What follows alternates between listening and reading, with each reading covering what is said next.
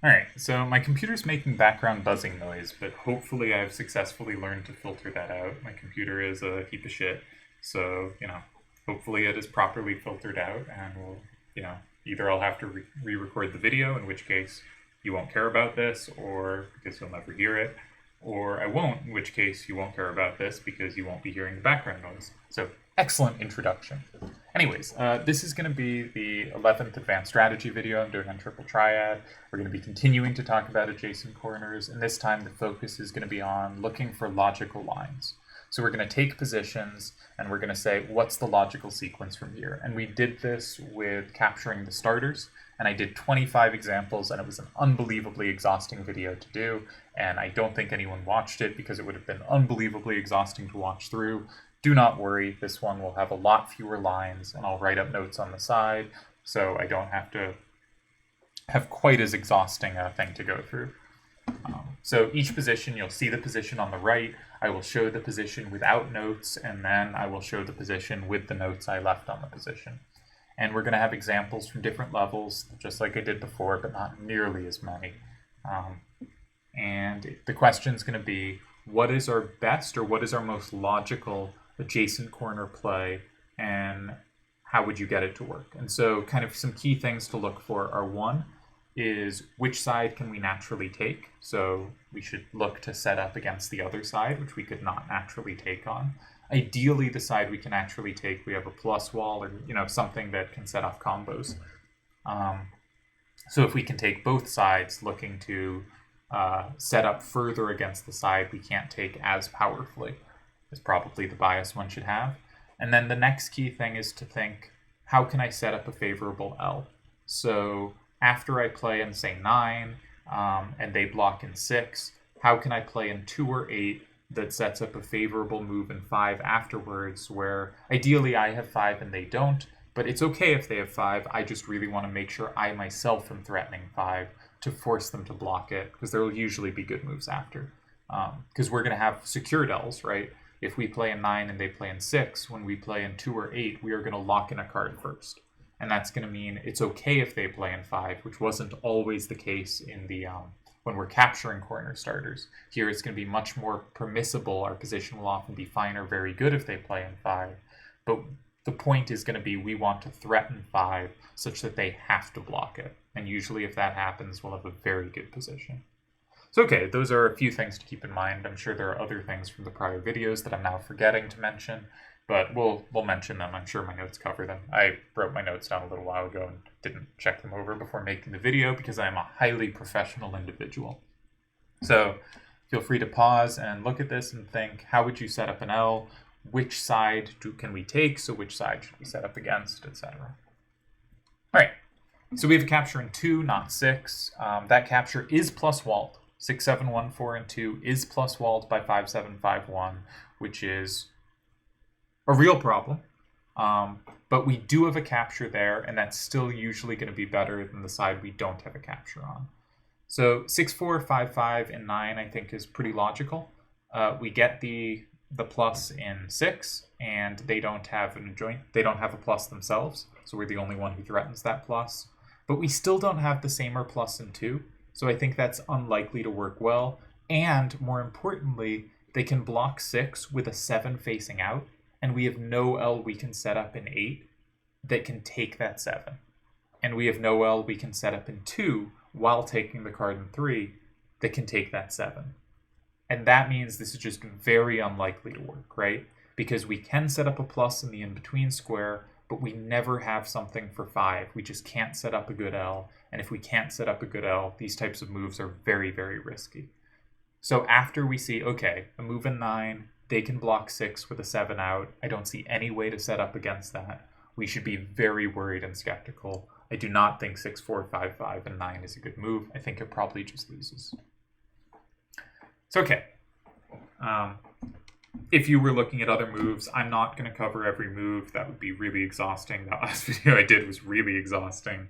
But I'm going to give what my thoughts on the position are, a move that jumps out to me, and whether I evaluate it as good or bad based on the criteria. If a different move jumped out at you, try to judge it with the same criteria, but I won't necessarily judge your move especially if you instinctively see different moves than me, which might be a sign that maybe you should be checking different moves, but might be a sign that you're looking at a totally reasonable move too, and a different one happens to have jumped out at me. So this hopefully gave you some time to pause the video and come up with what you think red should be doing here. So we have captures in both squares, but we only have the plus wall in 2, and we have it 2 different ways, which is sweet, because it means we can even expend one of the cards that has a plus wall in 2 and still have that plus wall in 2 threat. So 7 makes sense. If you were looking at 3, I think that's really weird. 7 seems just very logical here. 4, 5, 3, 7, and 7 sets up the same card to be good in both 2 and 4. But it is also our only card that can take an 8, and we're left really weak to the left there. So I think that move looks logical, but blue is probably going to be able to escape with a tie. Because if we only have one card we want to play in 2, and one card we want to play in 8, and that's also our best card for 4.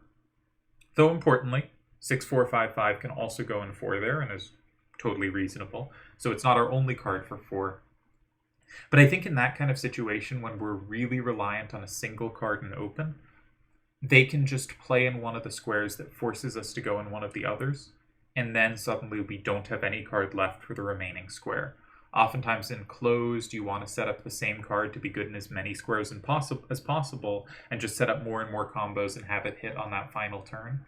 And in open, not that that's like perfect closed play necessarily, but in a lot of spots that works. In open play, it's not going to work so well, because they can so clearly pick, okay, I'm going to block here, force you to expend that card, and then I know you have nothing for this other square. While in closed, you just can't know that, and it would be a very incredible type of prediction to make. So here, I think 4, 5, 3, 7, and 7 is definitely good enough to tie, but it's not going to be the kind of winning push you might think looking at it immediately, because we're just left so weak to the left, and the game is directed left, and we're so reliant on a single card that we'll actually, I think, have to be quite careful there. And we're not actually very likely to win, despite it looking super promising to me at first. I think I covered, yeah. So I think a better card to put in 7 would be 6, 4, 5, 5. We give up less left value. Obviously, the 5 left is a lot less important than the 7. We still threaten a plus in 2. And I think a just really important note is we're on second turn. On the final turn of our final turn of the game, we're going to have 2 cards left, right? We're not going to have to hold on like first turn does to this single card and need it to be good in all of the final squares left over. Instead, we can hold on to multiple cards. And so we don't need the same card to have the plus in multiple squares. It's really important stopping first turn from having the same card do multiple duty, because they can just hold on to it and have that be their final card if those squares are left open. But second turn does not need to set up the same cards to be as multi-purposeful as first turn would love to. So I think 6, 4, 5, 5 actually does set up 4, 5, 3, 7 to work in both 2 and 4, so maybe this was a point badly made. But I think it is important that we don't need the same cards for all the same squares. We can have different cards for multiple squares, and we'll be able to hold on to enough of them that it'll work out well. And in fact, it might be a lot better, because it means they can't do the kind of strategy of forcing us to use that card early that we need in so many different places on the board. So I think there's a really important difference between first and second turn here, and I think 6, 4, 5, 5 just shows a better directional understanding of the position to play in 7. So I hope that made sense. All right, we have a new position. Red has begun 6, 7, 1, 4 in 7. All right, hopefully that was enough time. So we have the plus wall in 4 with 5, 7, 5, 1, which means we're going to be going in 9 rather than in 1. We have nothing in 8, no threat in 8 at all, so we want to set up something in 9. 6, 4, 2, 6 sets us up in 9. It sets our 3, 6, 1, 7 up to same, and it sets up not them. And they can't even take our 6, 4, 2, 6.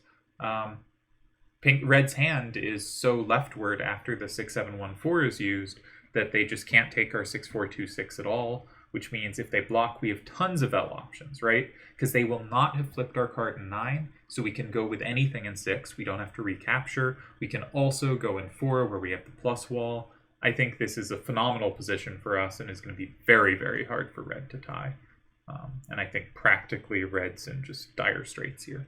So I think this is probably the best move in the position, is 6, 4, 2, 6, and 9. It is helped by the fact that it is safe, but I think treating it as just safe misses some of the point of being safe, which is that these adjacent corners are really designed to set up L's. And if something is safe, not only is it safe, but we're usually going to secure a card in the L anyway.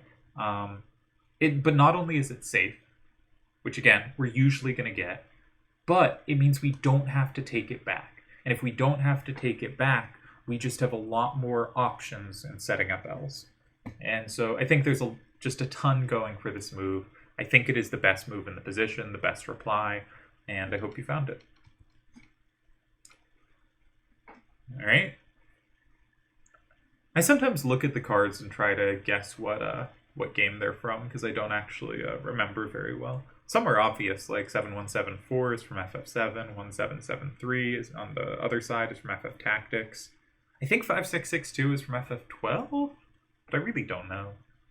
The faces are from Suikoden 3. The monolith 6636 is from FF10. Anyways, maybe it's from 10-2. I don't know if they had it in that as well. Looks like one of those. Anyhow, hopefully that gave you enough time to pause and think, so we will go on to my comments. So we have a plus wall in 4. 7663 plus walls in 4, but it is with risk, right?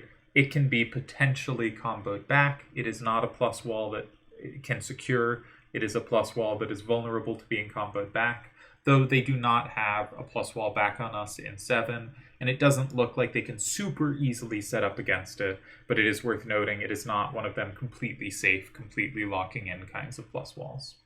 So we do have that. It is pretty good. It's just not the ideal. We have that in 4, so we're going to be looking to set up 2. I think a move in 3 thus makes sense. To my taste, 3755 looks pretty good. It sets up a plus in 2. We have the plus. They don't. And with its low number facing down from 3, given that it's going to be pretty easy for them to capture from 2 if they want to, it's nice that it's pretty easy for us to recapture. We have 3 different ways to do so, which is going to make us have an easy time setting up L's if we need to recapture it. We also have a 7 up and an ability to put a 6 to the left in 6, which lets us set up sames or pluses against anything they want to put in 2. I think their starter is quite good here, actually, and our hand doesn't work very well together. If you explore this a bit, it's kind of a pain to find good moves here. At least I wasn't really finding things to my taste. So I think actually this is one of the better options here, and probably a decent rejoinder. I think we do end up in some pressure, but we have decent L possibilities. We pressure 2. We have a decent card for 4. It should perform fine here. I don't know why I'm sounding so pessimistic. It does seem kind of hopeful. Yeah. Just really don't like red's hand. So here's another one where we're going to deal with the same hand. And you can pause and try to think, what would you do? What's the L you'd go for? And then I will comment on what I noticed. So we have the plus wall in 4, but again, it has that risk. It's not going to be plus walled from 1, but it could easily be same or plussed from 5. Given their hand, that's a little unlikely, but you know, it's always something like anytime you're overpowering for your plus walls, there's at least a little risk involved unless you've calculated absolutely everything. We have no capture in 8, so we want to go 9 rather than going 1, because we always want to attack the side we don't have a capture. I think 3755 or 6465 and 9 both seem fine. They both set up a plus. I prefer 3755 because it's easier to recapture, and the more ways we can recapture, the more tools we have to set up an L. Because we go 9, they go 8, and we set up an L in 6. Also, we have pretty decent downward value with the 1773, but they do have 7s up, so it's going to be a little tricky to set up a favorable L, but these seem basically fine. I think this is a totally reasonable move. 1773 in 1. I should probably say you can pause and think about it. Okay, we'll move on. So we have the plus wall in 4, but not in 2.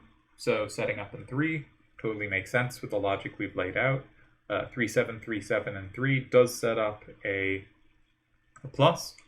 Now we have captures both ways, and they have recaptures neither ways on their starter. But that's because their starter's terrible. We should just take it. This is a terrible starter. It loses on the spot.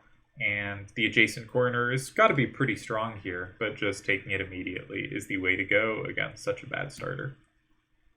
Whew, I put more in this video than I thought I did. Alright, so you got another starter. Pause your video. Think about how you would set up an adjacent corner. So we have the plus wall in 8, but we are immediately comboed back. This is the first time that a plus wall that involves overpowering has been so vulnerable to being comboed back.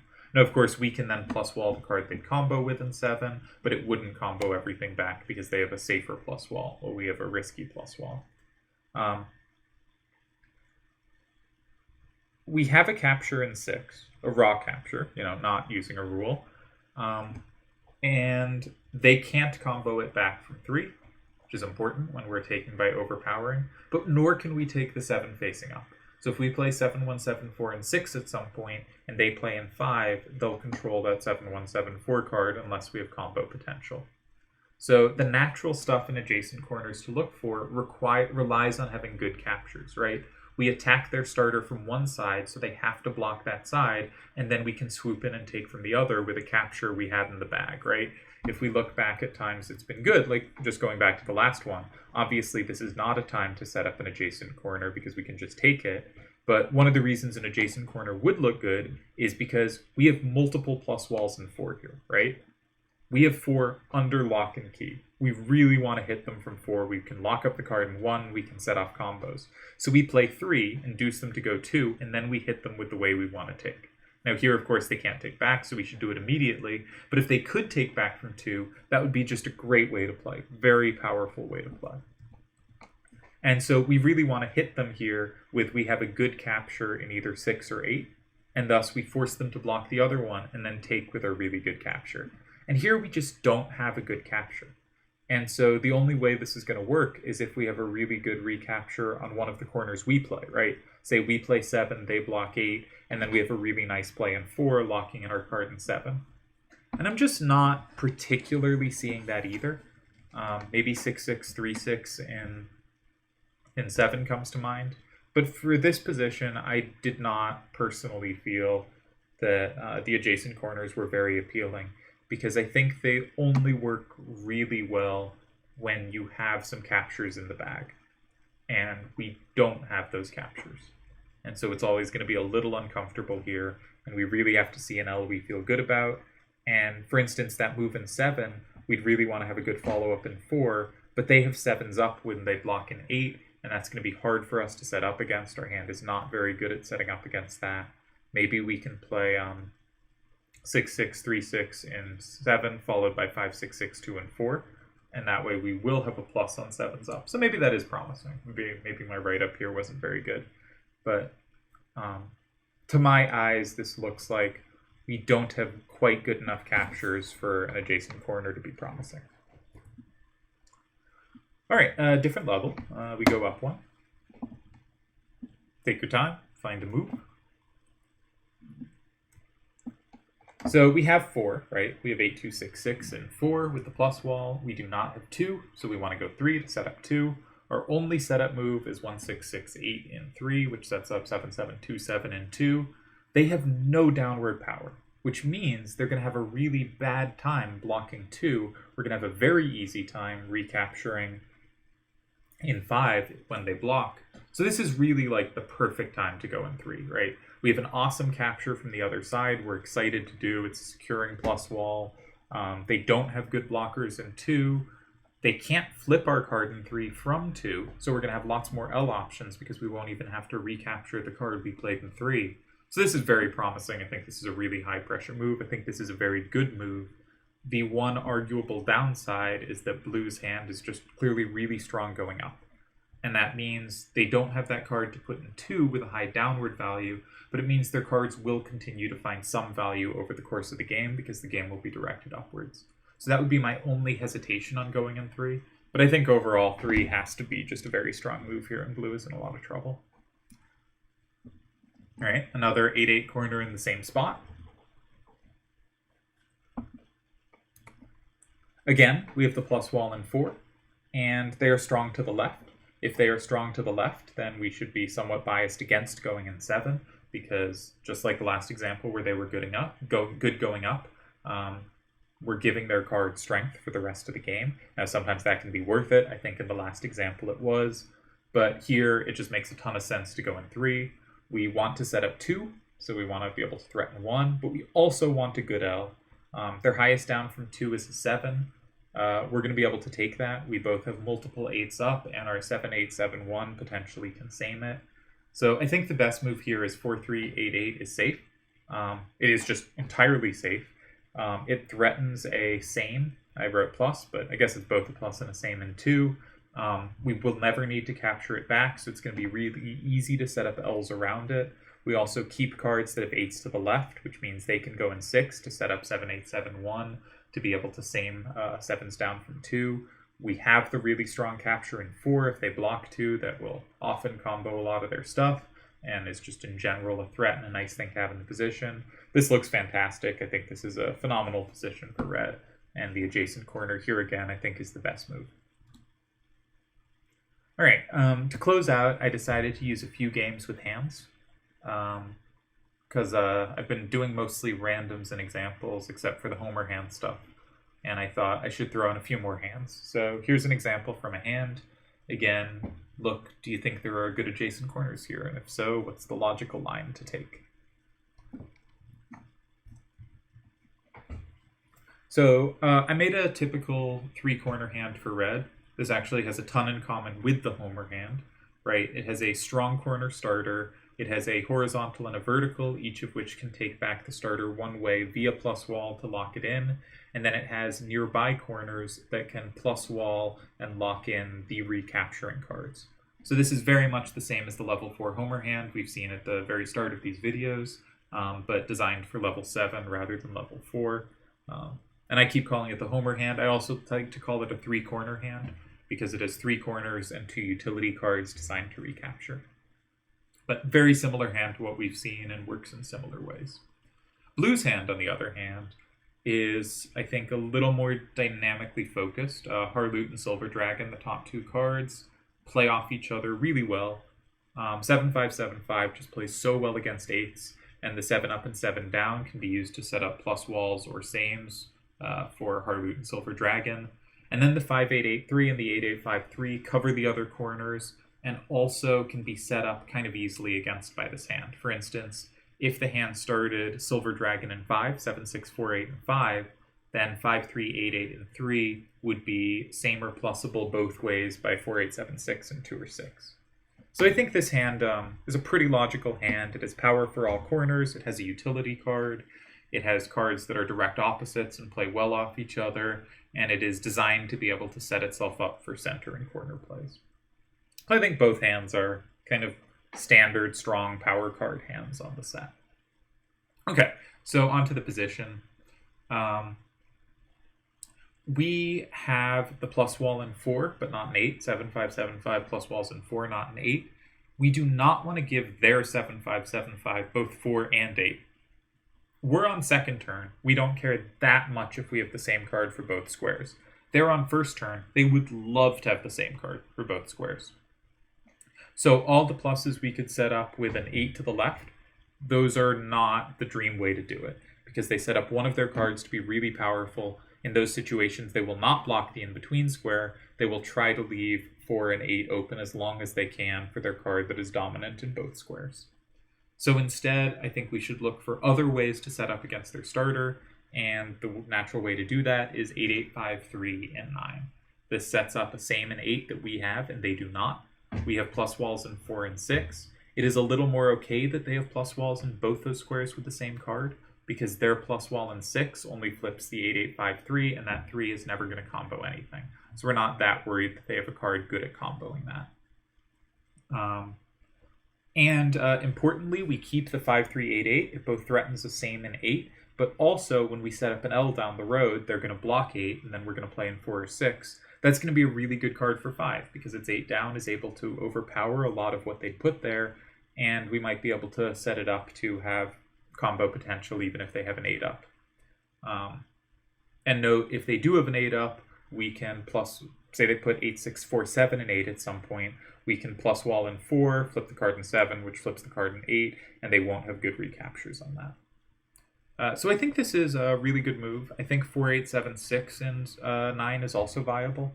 It also makes a threat in 8. It's also pretty easy for us to recapture, but it's a little more vulnerable to some combos down the road, and I don't think sets us up quite as well. So my bias would be 8, 8, 5, 3, but if you like 4, 8, 7, 6, and 9, that looks totally reasonable too. All right, here's another hand. You can pause and think about what to play. I'm going to, again, talk just a little bit about Red's hand. Kind of similar to last time. Their hand has 2 intended starters, and make sure to have 4 corners and a utility card. You'll notice they are ready to recapture their starter either way with 4, 8, 7, 6s, and they'll have lots of ways to recapture those back after they've recaptured. So it's like the Homer hand, pretty good at recapturing itself, but unlike the Homer hand, doesn't just have 3 good cards for corners, it has 4 good cards for corners. And you'll notice the 4, 7, 7, 5, and 1 is a backup starter that can also be plus walled by the 4, 8, 7, 6s. And the 7, 5, 7, 4 is just a useful card for recapturing both starters and having a utility card that doesn't overload the hand in any given direction.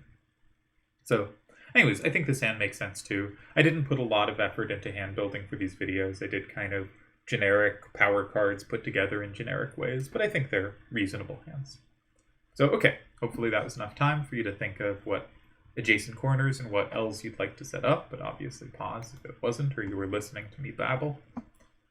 So we have the plus wall in both this time. 7, 6, 4, 8 gives us a plus wall in 8. 7, 5, 7, 5 gives us a plus wall in 6.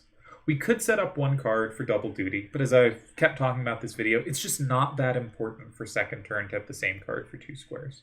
It's nice. Like, it's definitely nice, but it shouldn't be a deciding force, right? Much more important should be, like, things, can we direct the game directionally in a way they'll have trouble? Can we set up L's that we know are going to be good?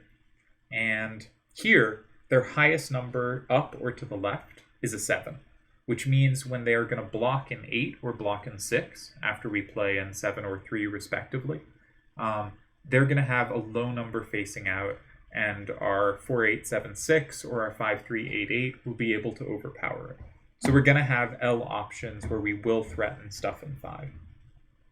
And I think that's pretty important here. So to my taste, I think 8, 8, 5, 3, and 7 looks pretty good. It sets up a plus for us that they don't have, which is always nice.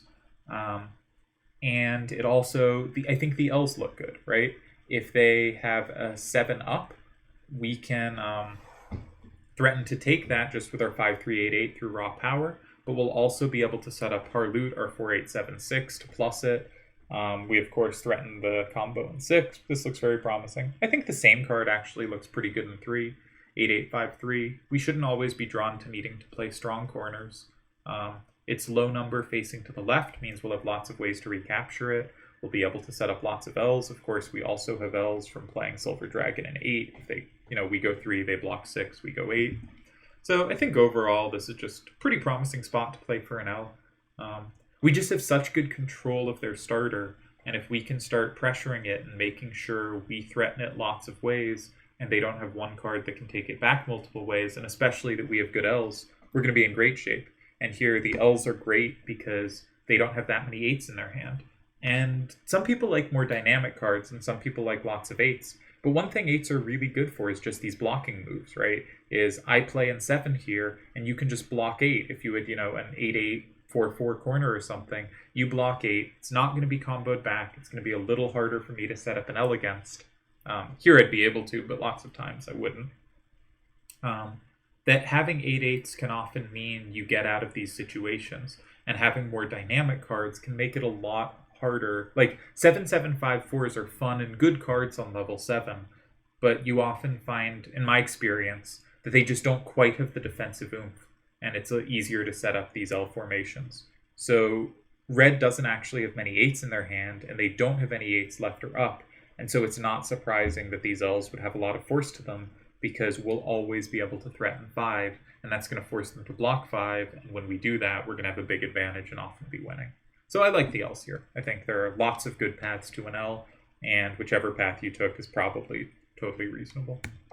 All right, I think this is the last one. 4, 7, 7, 5, and 1 is their backup starter.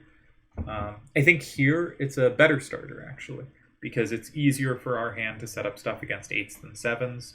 7, 8, 6, 4s are a little better at fighting 8s than 7s. They have multiple ways to plus wall an 8, while only one way to plus wall a 7, as just one example of why. Also, even numbers tend to be better at saming or plussing 8s, while odd numbers tend to be a little better at dealing with 7s. And here, it's a card with more even numbers. 7575 has the odd numbers, but is obviously built for gaps of 2 to deal with 8s. And 8853 stuff can overpower, but is going to have limited ability to do so all that safely. But here, it can overpower, and the 5s are pretty useful because it gives occasional plus walls against 7s. So okay, we've got the 5388 for 2, which plus walls, it's a little unsafe, but, it's a plus wall, so we should be somewhat biased towards going in 7 rather than 3. There is not an obvious, to my eyes, same or plus to set up. For instance, 4876 sets up a same in 4, if we play 4876 and 7, but if they take us, we have no recapture in 8, so that's out of the question. But 8853 is going to be strong in 4. Like, that's going to be a big threat in 4. Even though it doesn't plus wall anything, if we play 8853 and 4, red is going to have an awful time trying to set up anything to ever capture that. So if we play in 7 and just threaten to play 8853 and 4, I think they're going to have to block 4, and then we just have to look for L's. So we should play something in 7 that probably isn't the 8853 that focuses on setting up an L. And I think here a lot of people are kind of reluctant to play this kind of move, but I think 7575 is really good. Again, we didn't really have a good way to set up a same or a plus, so instead we should be looking, what's our best L? And the 7575 is not going to be a key card in the L, right? It's never going to be the card that goes in 5 and flip stuff. It's good at taking 8s when it's along the walls, and that's just not what's going to be happening here. It's also an easy card for us to recapture if they take it and we need to set up an L. So I think it's easy to recapture. It is not a card needed for our L goals. It is not a card needed to threaten to play in 4, such that they feel the need to block 4. So I think 7575 and 7 is the best L option here. But if you pick like 7, 6, 4, 8, and 7, that's probably fine too. Is that it? I think that's it. All right, cool. So I hope this was another interesting look at adjacent corners and L's. I just gave lots of examples and gave my thoughts here. If they don't align with yours, that's probably totally fine. Just wanted to give kind of examples of the thinking involved. I think it's very easy to think on the level of, I can take from one side, so I set up for the other. And I think getting to that stage is natural and easy, but getting to the next stage of, what's my L going to be? How am I going to pressure their in-between card? What am I going to do after? Is the real jump between, finding a plausible move and finding really strong moves and knowing when to go for these adjacent corners and when to discard them, because they may look like they do something good, but they don't. And so hopefully this was useful practice.